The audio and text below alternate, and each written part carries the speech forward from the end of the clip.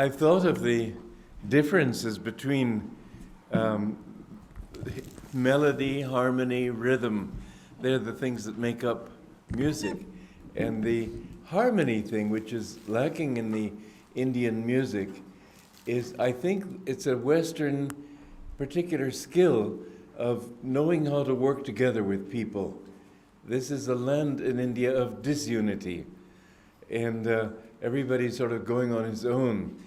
I was so amused when I went to, they call it Pill Hill, the university where in San Francisco where doctors study, and there are many Indians there, and they had invited me to give a slideshow.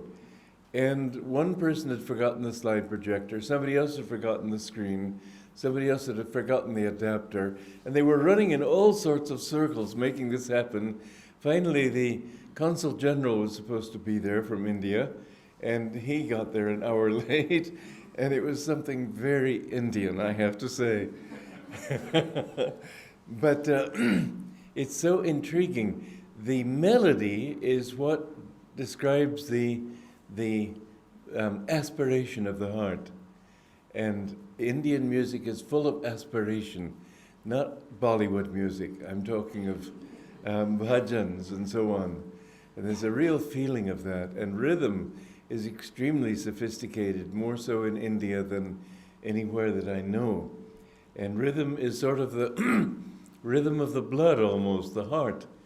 All of these are all things, even though you can't speak of music usually as having meaning. It does. Everything has meaning. Everything you do in life has meaning. And if you understand that, you can see just from a person's walking down the street what kind of person he is. Always try. Excuse me, I ate something just before I came and it went down the wrong way. And so the aspiration in Indian music really is basically between, and this is the purpose of it, to attune your individual vibration and aspiration to the vibration of Om. And this, finally, all Indian culture is based on this simple thought of aspiration to become one with the infinite. This is the most important thing of all. People can just go on playing and playing forever. But in India, there is this aspiration to know the self. Not many people have it, but those who have it are the ones who have gotten what India has to give to the world. And this is why we are here. But I don't want us to be the only ones here. I don't want this work of my gurus to have been brought here by Americans. I want Indians to take it over. I want you to say, this is our work, get out of the way. And I'm hoping very much we can do something in this way in this country. We've been here 4 years. I think it's time we did something more. And we went down recently to Pune because the land there at least is affordable. Here it's just out of sight. And I thought of Rishikesh, but the land that we saw up above is it's beautiful, but there's no water up there. And the Maharaja of Teri Garhwal wants to give us some land. And yet he has to go through all sorts of loopholes to get government permission.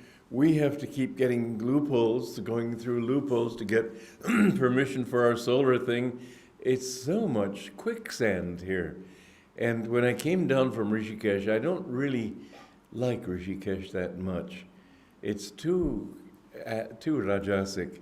When I came down to Delhi, it was almost like coming into Paris. But Pune is beautiful, and I'd love for all of you to think about moving down and being with us. We've found some land there that is 50 acres, and we think it can be affordable, and we can do our solar thing there more easily too. Many things can happen, and it's right close to all sorts of things where there's a lot of activity and a lot of interest, like Mumbai, Hyderabad, Bangalore, all these places. So if you would like to help us in this, I'd be very grateful. Later, I would like to ask Amal if he's here. Are you here, Amal? Well, you'd better get here. To talk about our plans for how we can start a community. We'd like very much to. This land is in a valley, and it's beautiful land, about 20 kilometers outside of Pune.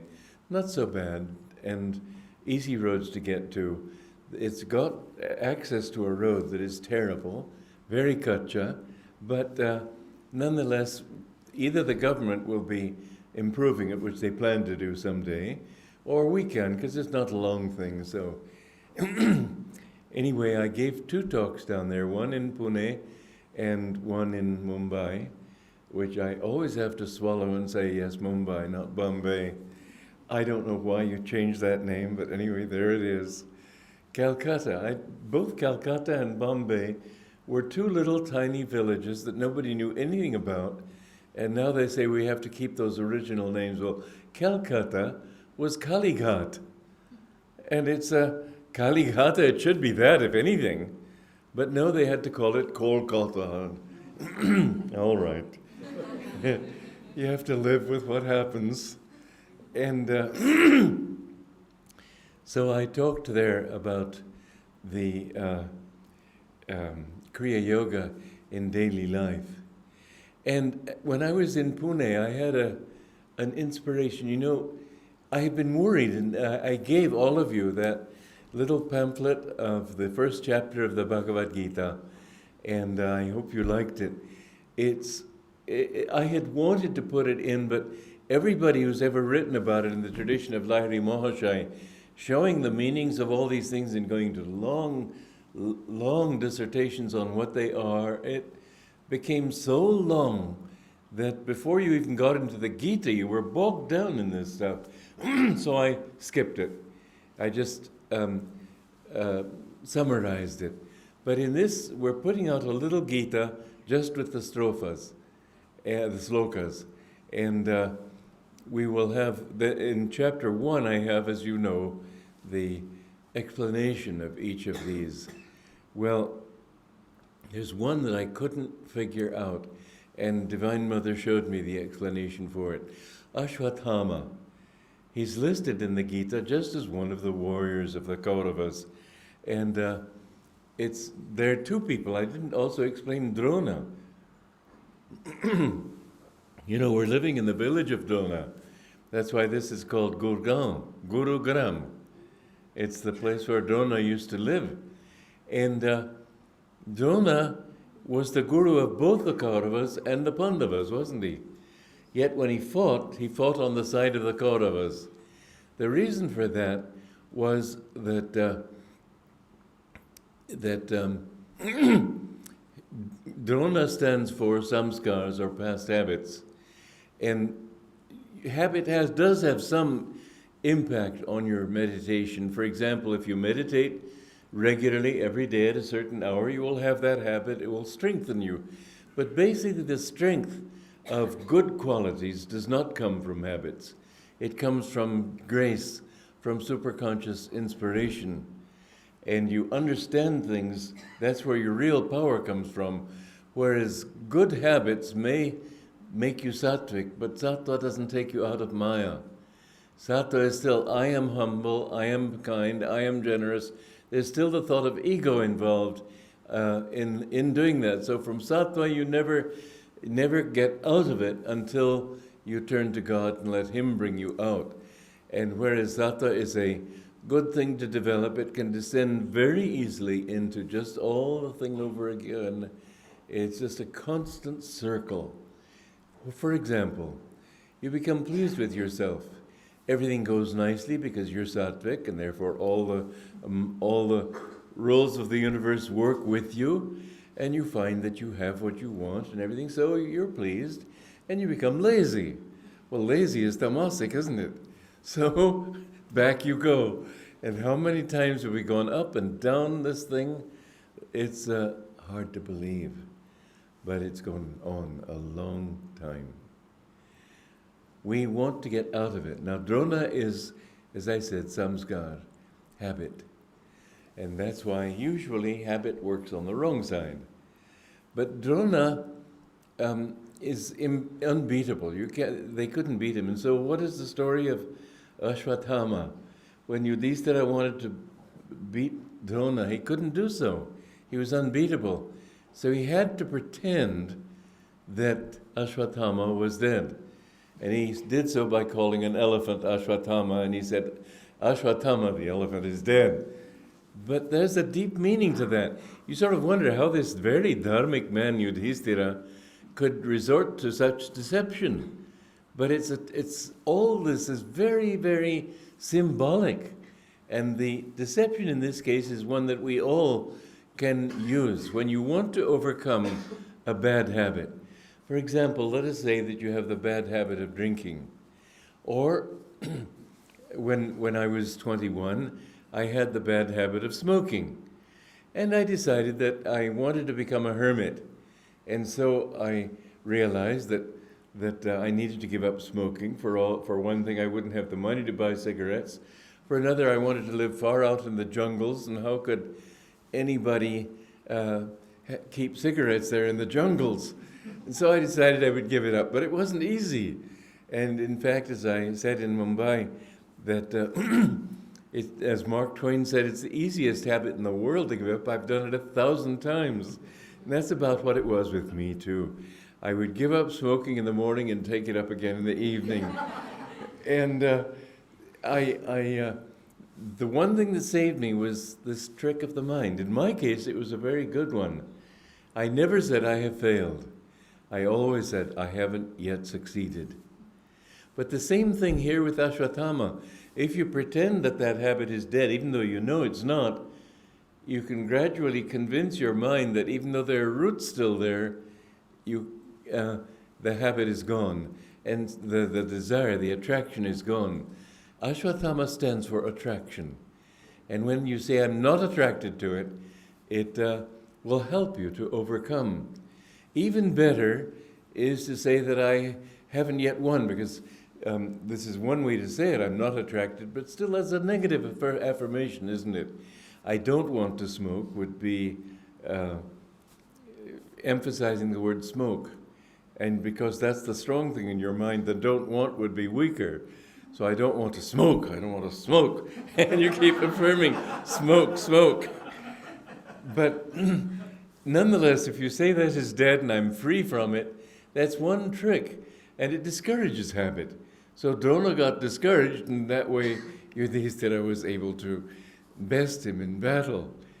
Another way is what I did, though, and I think that's even better, to say I'm to affirm victory. I haven't yet succeeded, I will succeed. And in fact, what happened was, and this is, I think, well worth keeping in mind, because we all have things that we want to overcome, or I imagine everyone here does. And the thing is that if you keep affirming this way, the mind will gradually catch on. One day, after a year, I remember I still had a cigarette package in my pocket, and I said to one of my roommates, I was rooming with 4 young men then, I said, well, I've given up smoking. And he sort of laughed. He said, oh, I've heard that one before. I said, no, I mean it. I was still 21, and I went to sleep with that affirmation, which is another way to overcome habit, that when you take an affirmation into the subconscious, it helps to change. If you go to sleep feeling, I'm so tired out, I just can't think of anything but sleep, you wake up in the morning tired out, and I can't think of anything but lying here. Whereas if you go to bed thinking that I have to do my duty by my body, but in the morning I'll get up full of energy, you will wake up full of energy. So what you take into the subconscious, at that borderline of consciousness and unconscious, subconscious, is very important. But then again, the thing in the morning, the time to make an affirmation is not only when you go to bed, but when you wake up in the morning. That's why when somebody's grumpy, they say he must have got up on the wrong side of bed. The idea is that the affirmation you wake with is one that will tend to carry through the day. But anyway, I was absolutely sure. And I had never had another desire. I did dream 2 months later, I dreamed that I'd smoked. And that was the only thing, just a dream, and it didn't matter at all. So you will see that you can overcome, and this is what the Mahabharata is showing us. You can overcome attraction and habit by eliminating the attraction.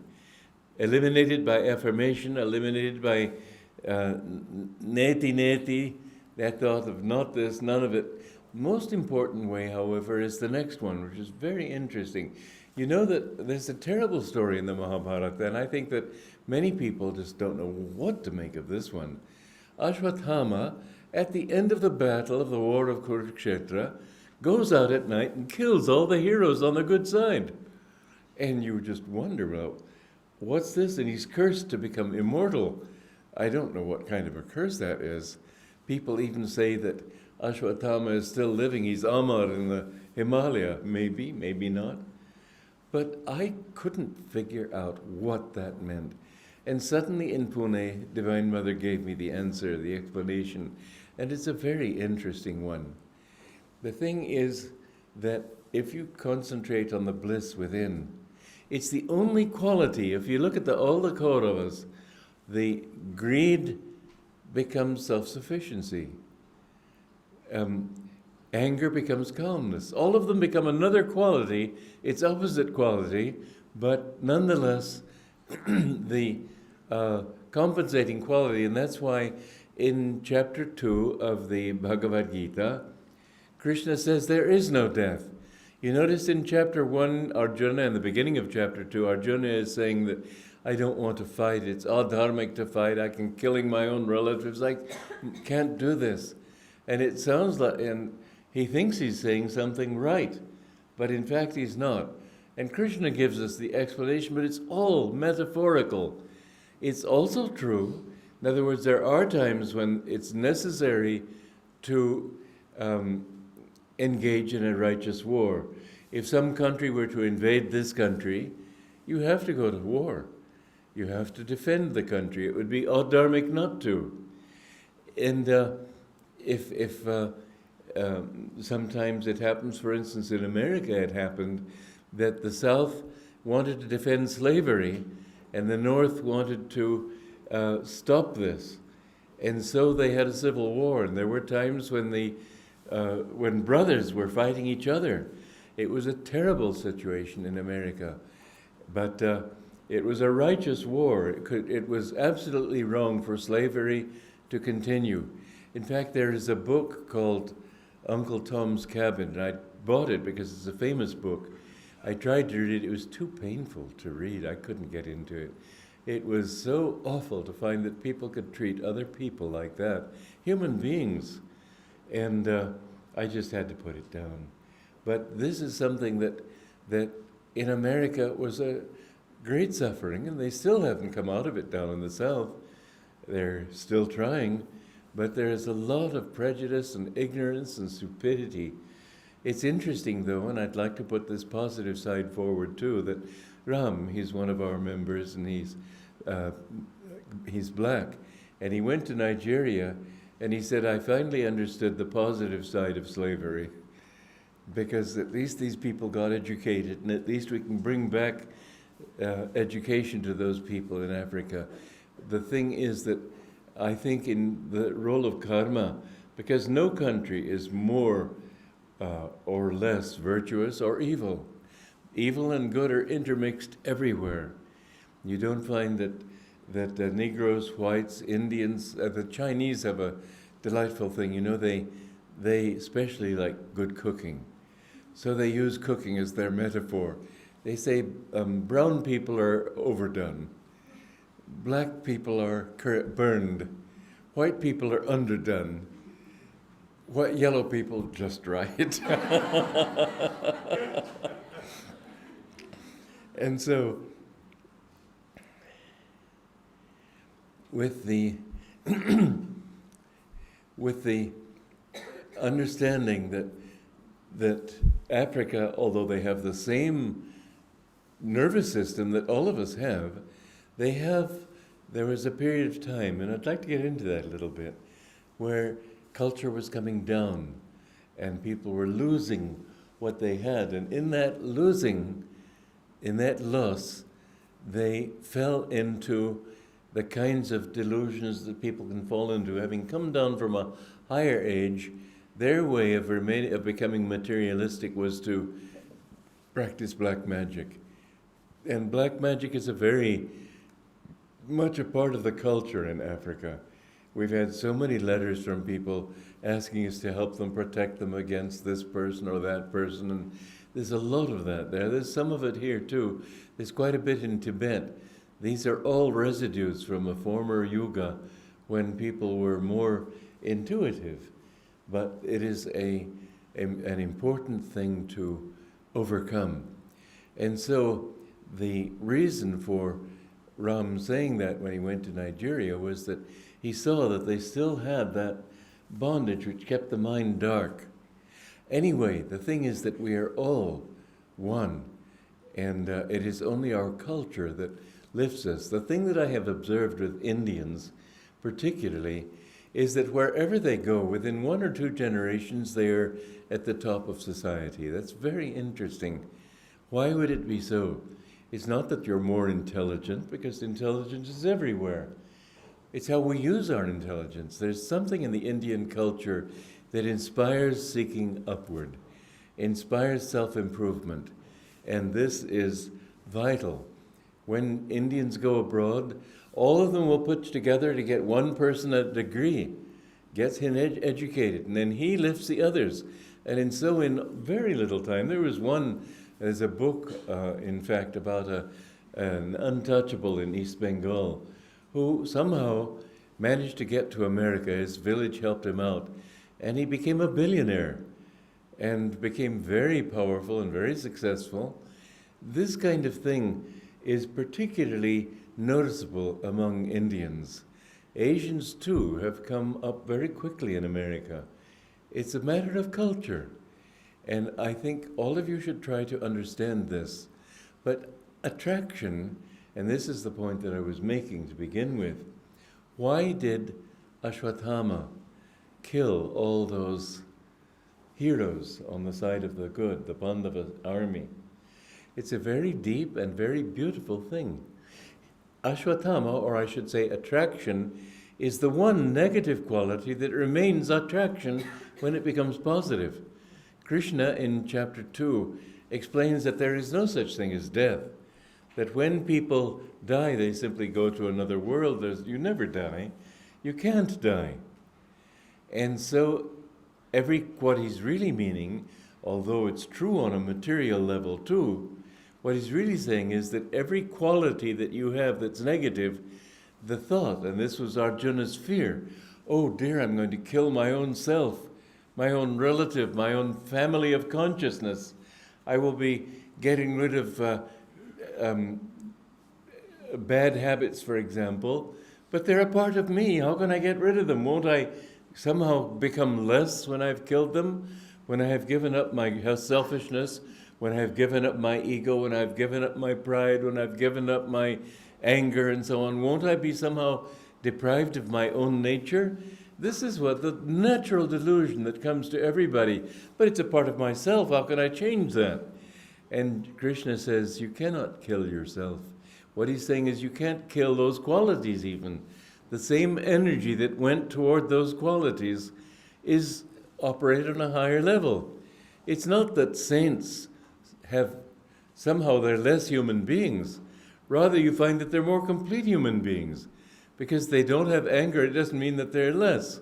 Because they don't have attachment, it doesn't mean that they're less. And so all of these things, they become complete. When you hear the saying, people using the excuse, oh, I'm only human. What they should say is, I'm not yet human. When we have overcome these things, which are animalistic, we're truly human. We're human when we reflect the divine, which is shining through us. And so all of these things become transformed into a higher quality. You don't lose anything. In fact, an interesting thing Master said is you don't even lose your ego. And that is an amazing thing. But you know what happens is, because you have to get rid of your ego. You have to kill your ego in a sense, but you don't lose anything. First of all, because your ego expands and becomes infinite. More than that, however, what happens is that in that infinite self, when you realize that it was Brahman who became you and then became Brahman again, there always remains, because you're omniscient, in that omniscience remains the memory of having been this one and that one, and so your individuality is not lost. So when an avatar comes down, an avatar means one who is completely liberated of all past karmas. The only thing that brings him back is that desireless desire to help people. But when he's completely liberated and comes back, it isn't like God himself suddenly manifesting. It's that individual ego reactivated. So when a Jesus Christ, for example, comes into this world, he remembers. This is why it says in the book of Revelation, to all those who overcame, I will make a pillar in the temple of my God, even as I also overcame and am set down with my Father. This thought of I also overcame. You see, well, in fact, sometimes you hear saints say, I was never born before. And the disciples don't understand. Anandamoyi Ma, their disciples, insist she was never born before because she says she was never born. But she was born. She is, the Gita itself says the self never is born and never dies. So identified with the self, you can make that statement. But I know she said to one of our devotees, oh, we were together in a past life. And she said this. It's just that people haven't understood the meaning of it. Avatar is not just Vishnu coming back. Avatar is any liberated soul after liberation. When he comes back into Maya, he comes back to, he reactivates his ego as an individual self. And you will find that in all the incarnations that such an avatar lives, there's always a similarity of sort of a basic individual. And that's how they can remember all the problems you're going through. They've been through it, they know what it is, and they know how to get out of it. They can help you. Somebody was just created there and came back sort of a divine manifestation, he wouldn't have that memory. So anyway, all of these things, even the ego, are transmuted and the ego becomes infinite. But attraction remains attraction. First of all, you're attracted to this thing. But and this is a very good thing to practice in overcoming attraction. If ever you feel attraction, concentrate, and this is where meditation can help you so much. Concentrate on the bliss in your own self. That is supremely attractive. Rasha, the supremely relishable, as the Shastras say, that the bliss is so attractive that you don't want anything else. And that's how he kills all the other qualities. Do you see what that means? Even your virtues, as long as they're sattvic virtues, they too have to go. As Yogananda said one time when somebody said, oh, you're so humble, he said, how can there be humility when there is no consciousness of self? You see? There is no I to be humble. There is no I to be forgiving.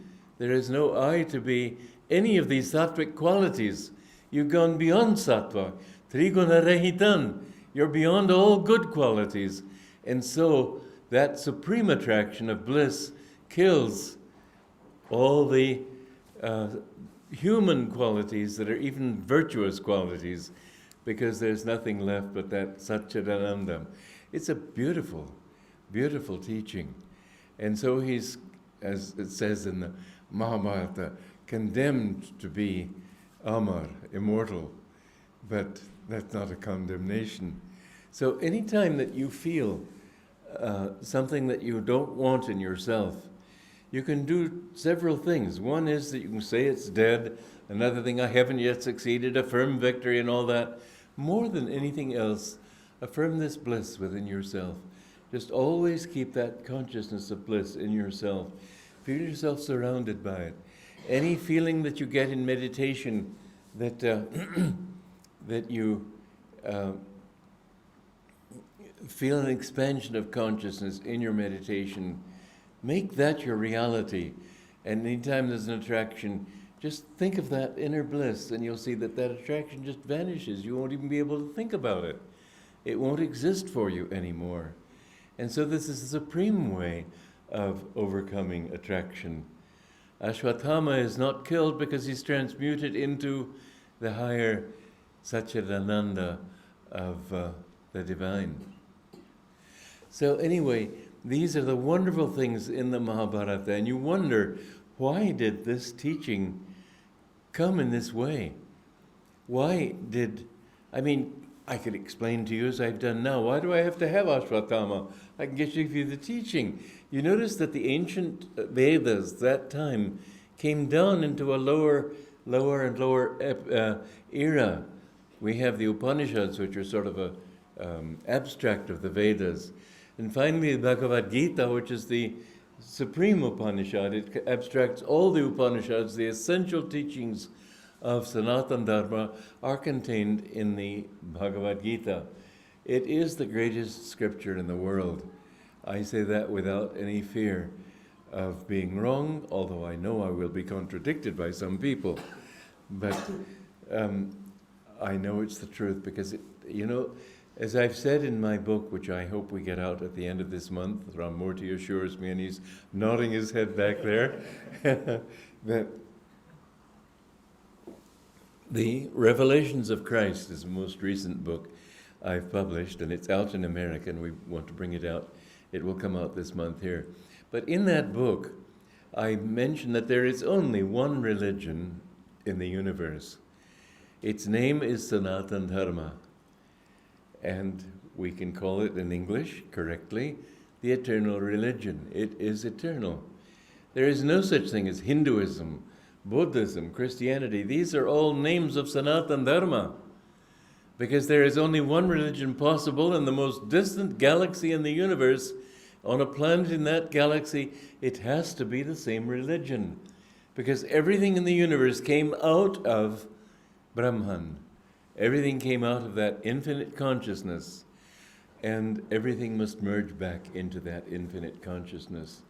And that eternal religion is showing us how we can get back. And Christianity, Jesus taught that, but his followers don't know it.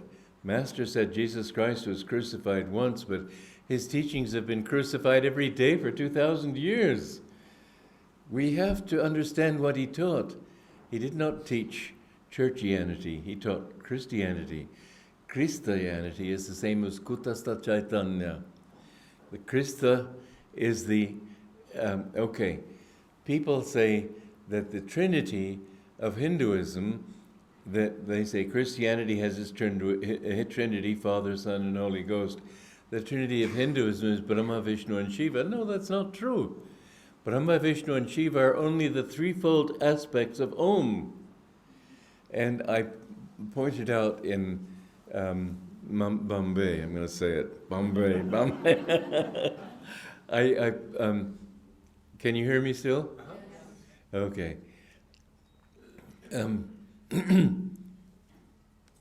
The true Trinity in Hinduism is Om Tat Sat. Sat is the spirit beyond creation. When that spirit wanted to manifest itself as creation, and I think that somehow it must be the nature of spirit to want to express itself expansively, because creativity is a divine quality. Anyway, that's off the subject. And what I want to say is that when God created everything, that great, you might symbolically call it an ocean, vibrated. And that vibration was what produced the universe. You don't change the level of the ocean. No matter how high a wave, there will always be a corresponding trough. You can't change the level of the ocean. Spirit remains unchanged and untouched and moving. But there's a portion of his consciousness that moves, and in that movement produces Om, the Word. In the beginning was the Word, and the Word was with God, and the Word was God. Christians think this means that the Bible is the Word. How could the Bible have been written before you even had paper to write on, or pens to write with, or people to read it, or mouths to speak it? It's not that. The Word is the vibration of your consciousness. And so the word of Om is the vibration of the infinite. That infinite bliss moved. And in that movement it created vibrations. And in those vibrations, infinitely varied, you have the manifestation of this universe. Two very good illustrations of how this is possible that can help us to understand is that when you have a tuning fork, and you strike it, it moves in two directions. It looks like there's a little bit of space between them, doesn't it? Or when you have a propeller, it looks like a solid disc because it's moving so fast. And so the vibrations of this world are moving so fast that they seem solid, but they aren't. Everything is just consciousness. And whereas this might have been difficult to teach, or to teach in such a way that it could be understood and accepted 100 years ago, now it is possible. Because science has declared that all matter is nothing but energy in vibration. And some scientists are saying what great yogis have said, that energy is only a vibration of will. And will is only a vibration of consciousness. And so gradually everything is just a dream of God's. This is what great yogis have been saying for thousands of years. But finally, science and yoga are beginning to sort of tune into each other. They're beginning to understand each other. And this is the truth, that we are not real except in appearance. And because there are an infinite number of vibrations, so this world seems to have a reality, which it doesn't at all. And you know, in a dream, as Master used to say, if in the dream you hit your head against a wall, your dream head may be hurt. And so it is that in this dream you hit your head against the wall, you can be hurt, but it's just a dream. When you wake up from this dream, you see it was all a dream. It was nothing but a show. So, Om Sat. But what is Tat? Tat is Kutastha Chaitanya. Tat is the Christ. Tat is, you see, there has to be, God has to be everywhere. He cannot suddenly become motion. That has to be only an appearance. And so, at the heart of every vibrating atom in existence, there has to be a reflection of that still unmoving consciousness, which is Spirit, Brahman. And that reflection is in you. Jesus Christ realized his oneness with that. Krishna, this is why he had the name Krishna. His name was not Krishna, it was his title. He had that name, that title, because he had attained that same Christ state. And all great masters who have attained that. I asked my master once, what state must a person have attained to be called a master? He said he must have attained Christ consciousness. All great saints have attained that same thing. You cannot say that one is greater than another. You know, Master was talking to me one time at 29 Palms, and he was saying very few saints in this world are completely liberated. And I was shocked at this statement. I said, well, what about all those great saints in the autobiography? He said, very few of them were finally liberated. And I said, well, he said, only Babaji, Lahiri Mahashai, Swami Sri Yukteswar. He didn't name himself then, but other times he said he'd been liberated many incarnations ago. And he said, Swami Pranabananda, the saint with two bodies, Ram Gopal Mojumdar, the sleepless saint, only they. So I asked him, well, what about your father? Oh no, he was too attached to us as his sons. What about Swami Keshavananda? Oh no, he was too attached to miracles. Lahiri Mahashai often scolded him for it. And then others who were highly advanced souls, he mentioned, but I also said, well, what about Trailanga Swami? No, not yet. He was still a Jivan Mukta. You see, a Jivan Mukta is one who has overcome his ego, but he still has the past memory of karmas to overcome. he knows he can't make any more bad karma, because everything he does is without ego. He knows that God is working through him, but he has the memory of having been all those different people in other lives, and he has to sort of go back through those lives, and in one incarnation he can wipe out the karma of, in one meditation he can wipe out the karma of an entire incarnation, but he must see that it was God who acted in all those, because it's always God. God is acting you, but there's that thought, I'm acting. And he has to go back to all those lives and say, it was God who did that, not I. And then he's completely free. I said to Master, but can't a master, once he's reached Nirvikalpa Samadhi, say, I'm free? And he said, oh yes, it's easy, but you don't care then. He said, you're one with God anyway, and you may use this karma simply as an excuse to come back and help your disciples. So you're as great as any saint, because you can't be greater than God. I asked him, what about Mataji, the sister of Babaji? I said, it says in the autobiography that she's almost as great as Babaji. He said, well, that means she's not yet fully liberated. So he's saying everybody who's fully liberated is as great as Babaji. And he said, but she must be liberated now. So I left it at that. But all the others, then he mentioned that he had met one who was fully liberated, and he didn't put him in the autobiography. He was a disciple of Ramana Maharshi, and Sri Rama Yogi, or in Paul Brunton's book, he says Yogi Ramya. And I asked him why he hadn't mentioned that. He said, because Paul Brunton wrote a beautiful account of it in his own book, A Search in Secret India, so he didn't feel it was his duty to write that. But he said that Paul Brunton had told him that Yogi Ramya, or Sri Rama Yogi, had materialized to him and asked him for a photograph of Yogananda. And anyway, I got to meet this Yogi Ramya, or Sri Rama Yogi, outside Nellore in 1960. I spent 4 days with him, and I've just finished writing up my report of that, which I wrote then and haven't had for years. So I think you'll find that very interesting when it finally comes out in another book that we're putting out of mine. And it was a thrilling experience to be with him. But here you see an interesting thing. You can speak of greatness in one way, not in a divine way, because all saints are equally great once they've attained oneness with God. But you can speak of their outward mission.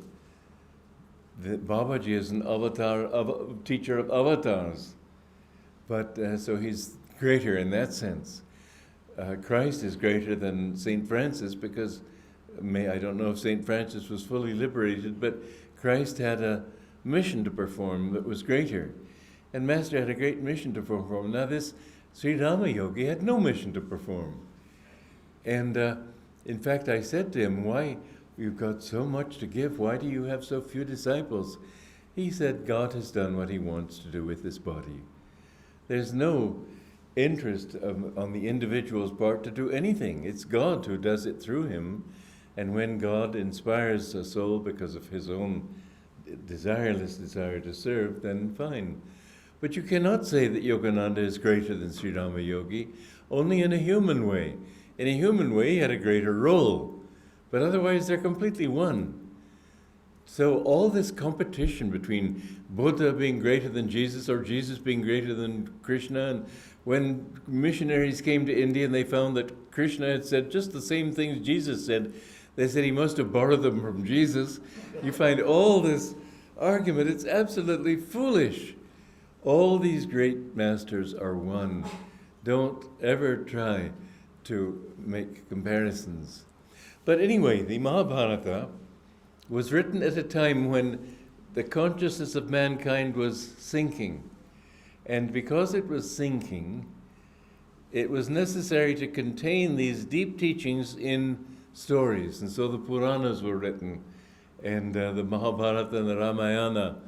All these great stories are very symbolic. I don't know the symbolism behind the Ramayana. I've meditated on it and I haven't got it, but I know one thing, that after reading it, I feel so pure, so cleansed of everything. It's a wonderful scripture, not just an epic. But the Mahabharata I do know something about, and I can see how each individual has a part to play. For example, there's an interesting thing in there where Draupadi is won in the Swayamvara, is that what they call it, by Arjuna, and he brings her home and calls out to his mother, "Look what I've won." And she says, "You must share it with all your brothers." And so he has to share Draupadi as his wife with his brothers. This is polyandry. You find polyandry in Tibet, you don't find it in India. And you wonder, what does this mean? It's something uncultural here. The real meaning of it is this. Draupadi stands for Kundalini. And that Kundalini has to unite with each one of the chakras, which are represented, the Pandavas represent those chakras. So Yudhishthira represents the Swadhisthana, the Vishuddha chakra. Here. Bhima represents the heart chakra. That's why he's the son of Vayu. Arjuna represents the Manipur. Nakula represents the Swadhisthana. And Sahadev does, and Sahadev represents the lowest chakra, the Muladhara. And all of these the Kundalini has to be united with them. That is why you speak in the Gita, it speaks of the sons of Draupadi as being warriors in the side of good. The sons of Draupadi are when she unites with each chakra, a certain quality develops. And those qualities are those sons. Each of those, you see, it's a fantastic scripture. You must read these Puranas with deep understanding. You must know that behind it there is a whole deep culture that is being represented. But all of these things, the Mahabharata is not a literal story. Those 5 Pandavas lived. Certain people in the Mahabharata did live. Most of them are mental qualities which were invented by Vedavyasa to represent mental, the roots of those different names are all Sanskrit roots, which mean these different qualities. This is something that Lahiri Mahasaya explained, the master in that tradition explained for our times. It's a wonderful thing. And you may ask yourself, well, why couldn't they teach it straight? Because people were losing that awareness. And this is something that Sri Yukteswar pointed out, and it's very interesting. He said that we are not in Kali Yuga, as everybody believes. He said that is a mistake that came to pass some centuries ago, but it is a mistake. It is not the true meaning of the Yuga system. Actually, the Ramayana was said to have been written in Treta Yuga. If you go by the Yuga system, that must have been millions of years ago. You wouldn't have that memory still. It has to be more recent. He explained that in the true system, we rotate around our dual. There is a friend of ours in America who has taken up that thought of Sri Yukteswar's, because when Sri Yukteswar wrote this, he said many things that science had not discovered yet. He said, for example, when he wrote, people still thought the sun was the center of everything. It's amazing how much we have learned in just this short century and a little bit, because at that time they thought the sun being the center of everything. They had no idea that there were other galaxies and so on. He said that the sun rotates around its dual and that there's a grand central sun that it goes close to. All this is something far beyond what science knew in his day and was justified later. He said also that matter is energy, and this has been justified later. It was justified just 11 years after he wrote that book, published in 1894. And so all of these teachings are, they've been proved by science, except for 2. They have yet to be proved. But Crittenden's book is explaining even those. He's taking up this one question of, do we have a dual? Astronomy still does not know of any dual, but I have read in the papers that astronomers several times have asked, do we have? and they've tried to find this dual. And the other thing that Sri Yukteswar said, that he explained the yugas not in terms of the precession of the equinox, I mean, not in terms of the tilt of the earth, but in terms of our moving within the galaxy. And he said we always come back to the same point, but astronomers have not yet proved that, and Walter Crittenden has taken on those two. Very interesting, and I think you might enjoy his book. I think he will come here. I'm hoping he will come here and give a talk on this. Anyway, back to it. Sri Yukteswar said that the period of history that you all know is a period of descending from Satya. He said it all rotates around our dual, so it's not. Some people have said that Kali Yuga, when it ends, becomes suddenly Satya Yuga. There is nothing in nature that we see happening suddenly like that. Everything is rotational. You see spring becoming summer, becoming autumn, becoming winter. Winter doesn't suddenly become summer. Summer doesn't suddenly become winter. It's always this way. Day becomes dawn, and then twilight, and then darkness, then dawn, then day. Everything is that way. So he said that the yugas, in fact, are a rotary thing, that from Satya Yuga, there is a ascending to it and then a descending from it. And the history that we know is all a descending from that. And in ancient times, we see everybody always saying that the greater times were before. But they're not saying that so much now. Now we always expect something greater ahead. The descending Dwarpara Yuga ended in 700 BC. Actually, it's 1 year off, but that's so close that Sri Yukteswar said that we can round it out conveniently for our purposes to calling it 700 BC. From that time, the Yuga descended into Kali Yuga. And Kali Yuga lasts 1,200 years, not 432,000 years. And Kali Yuga ended, the low period ended in 500 AD. Then from that period, everything began to come up again. In 1700 AD, we find that we entered in the first Chandya of Dwapara Yuga. The ascending Chandya of Kali Yuga was the 17th century, 1600 to 1700. And in that we find Galileo Galilei, we found Newton, we found other Tycho Brahe and so on. I think he lived then. We find suddenly a burst of science, and although Galileo was excommunicated by the church, and it took them 400 years to forgive him, nonetheless, man went on with the knowledge that he had gained. And from 1700, you see, that's when the Industrial Revolution began, and people began thinking in terms of equality and things of science began to develop. 1900, when that year began, Swami Sri Yukteswar organized a parade through the streets of Serampore to declare the arrival of Dwapara proper. And many people threw stones at them because they would not accept that this was a new teaching. And even today, very few people understand that this is not Kali Yuga anymore, but Dwapara. And people who believe that it's Kali Yuga can point quite rightly to the decay of moral sense and the decay of peace and the decay of so many things. What you really find here is not a decay, but a conflict between old ways of thinking and new ways of thinking. So that Kali Yuga modes of thinking have to be destroyed by Dwapara modes of thinking. And this is bringing us to a world war, bringing us to a great upheaval on this planet. But it's the last sort of dust storm of Kali Yuga that will be cleared in this century.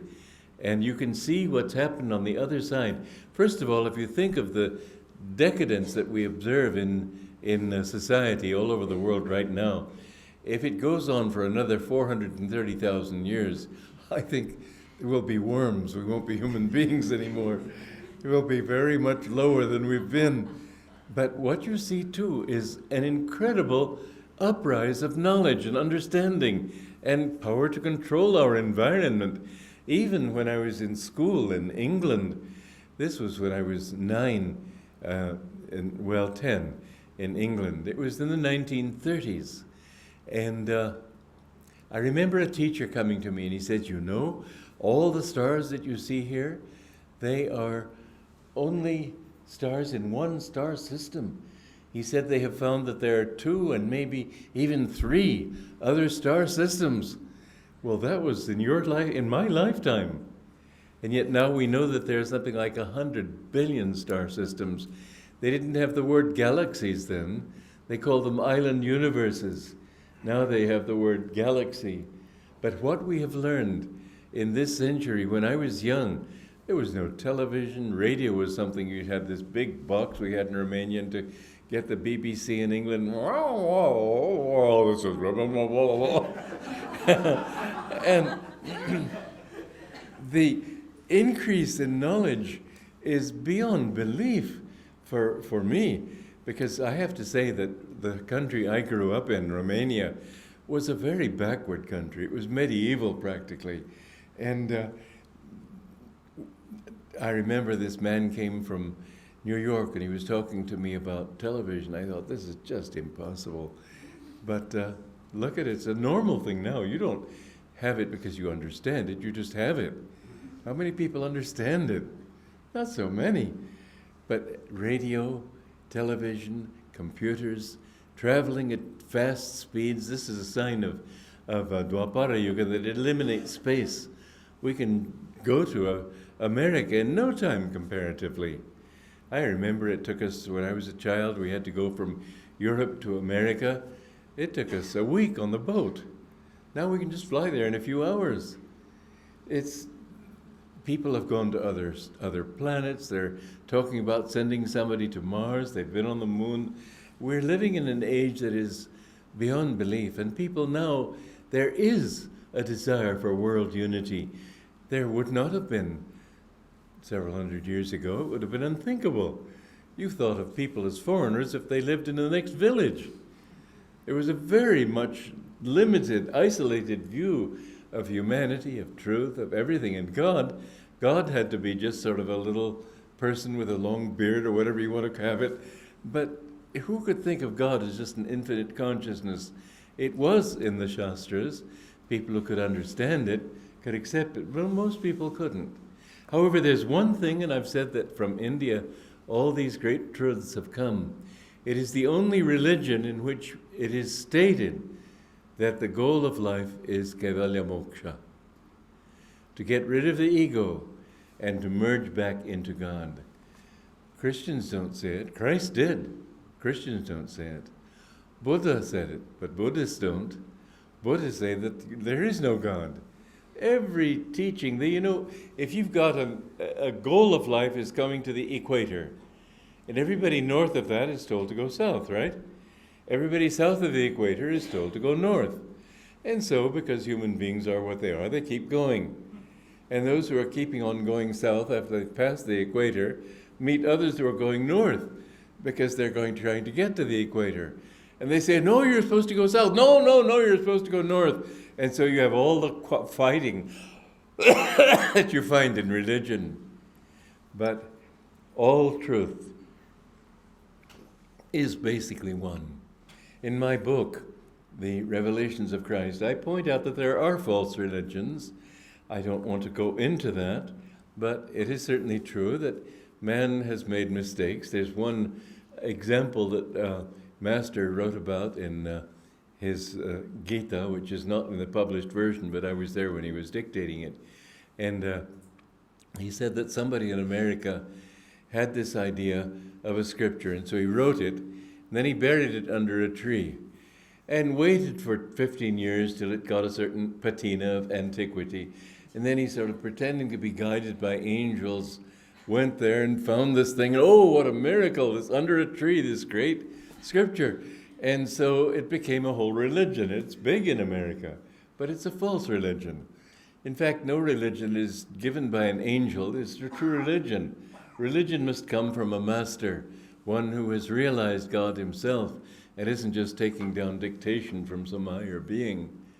And so this teaching of Kaivalya Moksha it's the basis of Sanatana Dharma.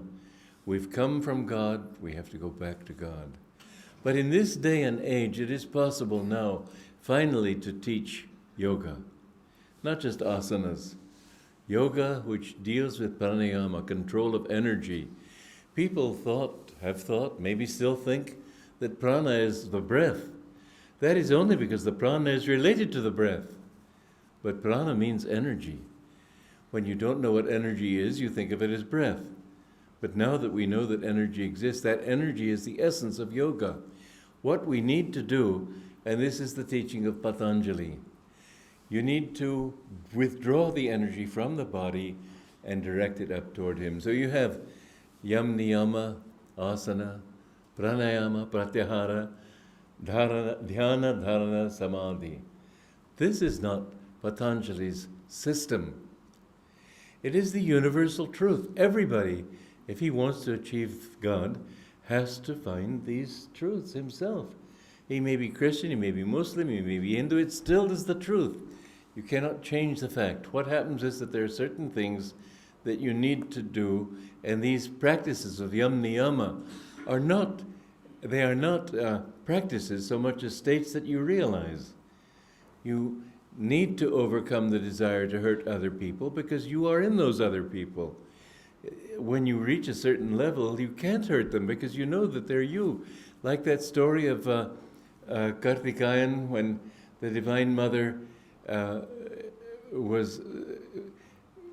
had strokes on her back from a whip, and he was so angry, he was all determined to go and get revenge on this person. He said, "Who did this?" She said, "You did, my son." He said, "I'd never have done that. How could I possibly?" He said, "Yes, you whipped that man. I am in that man. When you whip him, you whip me." And so as you develop this quality of ahimsa, or as you develop this understanding of being one with everybody, you can't hurt people. It's not something you have to practice. You just don't. You tell the truth. You can't not tell the truth because you know this is all there is. And so with each one of the yama niyamas, they are all, for instance, it says in the niyamas that study the scriptures. That's not the real meaning. Study yourself. Swadhyaya. This is what you must look for. Who am I? And you discover in time that you are not this ego. There's something working through this ego. And so asana does not mean doing yoga postures. This can help, but the real meaning of asana means when you sit still with a straight spine and keep your body relaxed and then withdraw from the body. You can't withdraw from the body if you're just always moving around like that. You've got to be still. I'm told you move around. Don't move around in meditation. Be absolutely firm. And when the body is relaxed, this is how to keep it firm, then comes pranayama. Pranayama doesn't mean just breath control. It means being able to withdraw the energy from the surface of your body. This happens to everybody in sleep, but not enough. But you know, you can go into the room of somebody who's sleeping very deeply and call his name, he won't hear you, and you'll shake him, he won't hear you, and then finally, what? This is because the energy in sleep automatically withdraws somewhat. But in meditation, you have to withdraw it more completely, in fact, completely. And pranayama means some technique that will help you to withdraw that energy. Now, this is Kriya Yoga. Kriya Yoga is, yes, inhalation and exhalation, of course, but it's more than that. The cause of breath is not the lack of oxygen. That's the physical outward need for it. But if there weren't this energy in the spine, you wouldn't breathe. You wouldn't know what to do about it. With the inhalation, there is the inner cause of it is the energy coming up the irda. You know when you see a dead fish, you see its skeleton, you see those two little lines on the side? Those are the irda and the pingala of the fish. And we all have that. We have this outer sympathetic nervous system. And the energy, when this is the breathing in the astral body, when the breath comes up, that is the inhalation, which causes the body to inhale. And when the breath comes down, there is an exhalation. Now, with every inhalation, there is sort of an acceptance in a sense, and with every exhalation is sort of a withdrawal. And so you have your likes and dislikes, your excitement at good things and disappointment at bad things. Every time anybody tries to get something ambitious or whatever it might be, his energy is going up toward that. When he fails, the energy goes down and there's a sinking within. Now, if people could only understand that that sinking within is meant not just to get your energy back so you can come back and fight the battle of life all over again.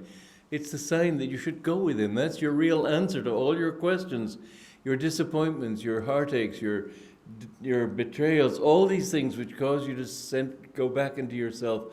All of these are really just nature's way of telling you should go into yourself. That's where your answer lies. Well, as the energy comes up, it comes up automatically every time you see something you like. Isn't that so? And every time you feel unhappy about it. And by the way, using that illustration reminds me of Om. That Om, Brahma, Vishnu, and Shiva, they're somewhat like a car motor. Brahma is the energy that starts, and so it's a higher sound. And Vishnu is that energy that keeps things preserved, and so it's a medium sound. And Shiva is that sound which dissolves everything back into the infinite, and it's a deeper sound. And if you, in meditation, you can hear these three aspects of Om. They're very real. But I compared it to a car motor. When you start the car motor, it's isn't it? Then finally,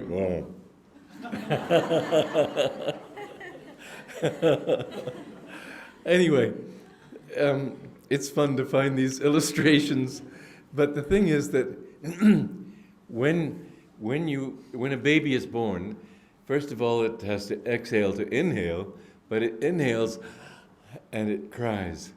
You have to inhale to cry. So you inhale, and that's when the horoscope should be written. That moment just before the cry, when the energy begins.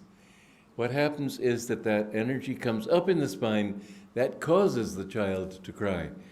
The other cause that the baby cries is that it's disappointed at having to deal with matter all over again. It's just, we have to go through this thing again and again. Do I have to deal with this heavy lump of flesh? And the struggle of getting up and crying and learning to talk and learning to walk and all the things that go on. Just think what you have to go through to become an adult. It's just not worth it. Get out of it. Anyway, these things are tied together, Ida and Pingala, the upward rising and downward flowing, Ida, Pingala. Whenever you feel something that you like, you see, oh, that's so wonderful, try to think that this is an energy that's come up in your spine. This is what Kriya Yoga teaches you, but in your own daily life, you can be centered here where everything becomes neutralized. You need to become neutral. You need to say that I have no likes, I have no dislikes. Now, that's not so easy to do.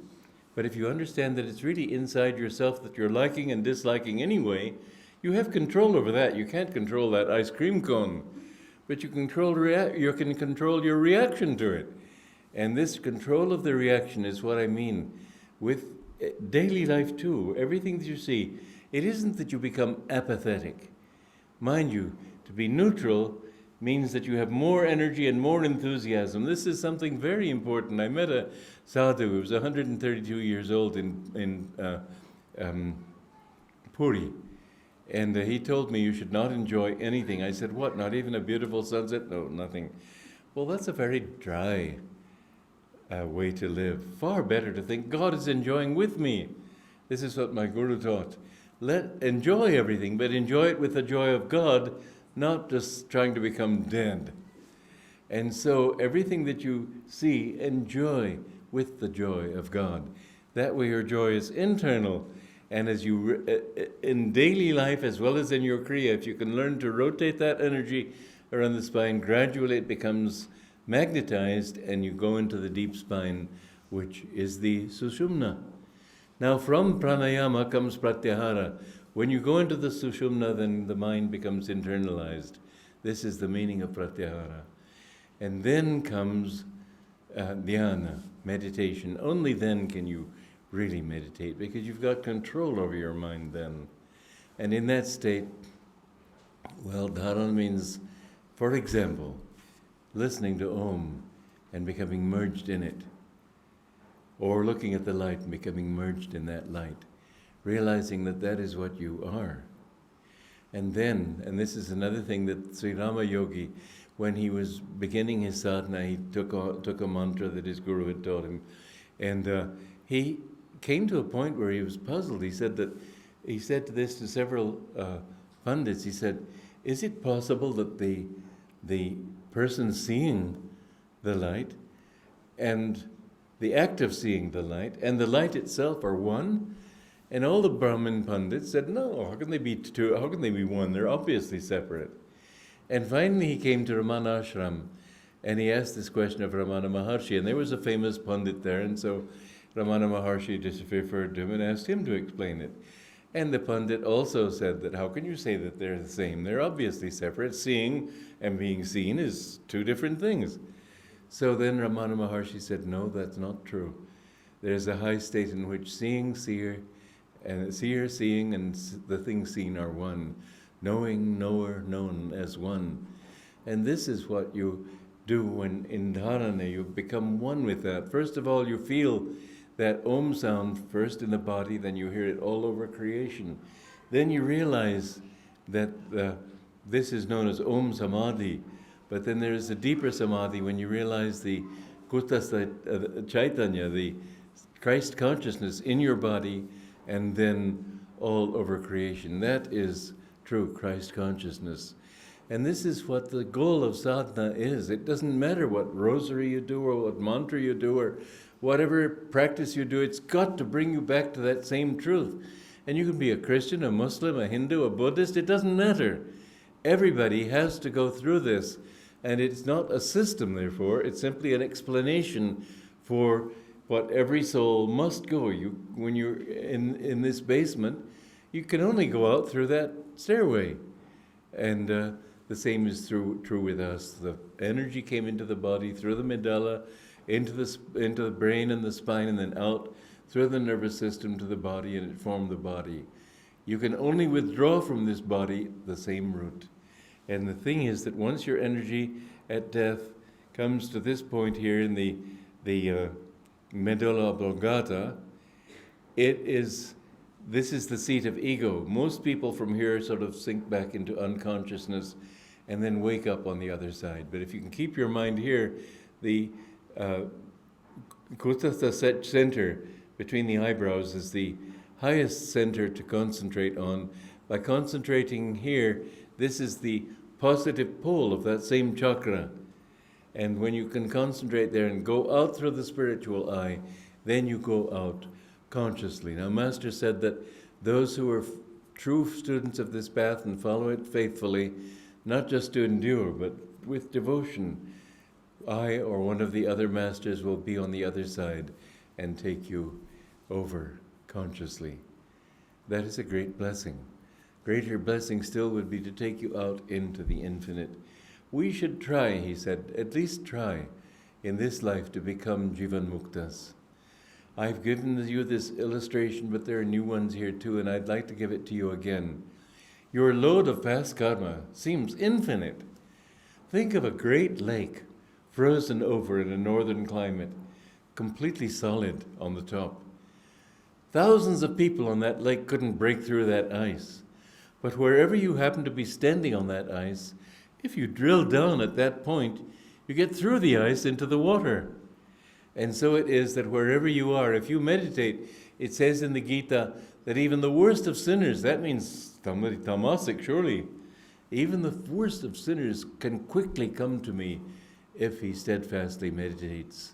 Don't worry about your burden of karma. Don't worry about your burden of sin and delusion and everything. Just meditate deeply on God. It's not that hard to get to him. Once you are in him, that warmth of love can dissolve the whole ice sheet. And whether you do it now or use that as an excuse to come back to help other people, that's immaterial. Because then you will be in God anyway, and you will be one with Him. And the thing is to become a Jivan Mukta. From then on, it's your business. But try hard to reach that state. To become a Param Mukta, a Siddha, means to become completely liberated of all past karma. And most people, when they reach that point, they say, oh, thank God. And they just merge into that. And they don't want anything else. But a few people, they think about all of us poor slobs slugging it out down here, and they come back to help us. And so Krishna says, whenever evil increases and virtue declines, I incarnate as an avatar to come back and help other people and diminish the sin, the bad karma, and to lift the virtue. So remember, you can do it. And our purpose in being here is to help spread this faith, this confidence in yourself. We don't try to convert you to somebody that you aren't. I don't care what religion you follow. I say, I try to convert you to your own higher self. You are that.